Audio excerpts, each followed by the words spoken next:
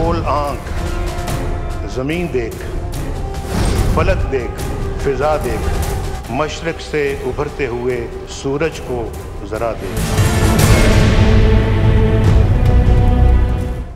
था जिसका इंतजार वो फैसला आ गया।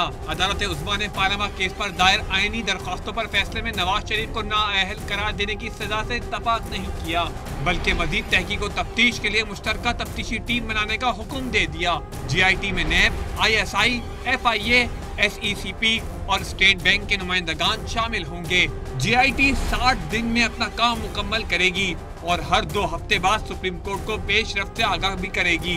अदालत ने वजीर आजम नवाज शरीफ और उनके दोनों बेटों हसन नवाज और हुसैन नवाज को GIT में पेश होने की हिदायत की है। 540 सफ़ात पर फैला हुआ फैसला जस्टिस इजाज अफजल खान ने तहरीर किया और 5 रुकनी बेंच के सरबराह जस्टिस आसिफ सईद खोसा ने पढ़कर सुनाया।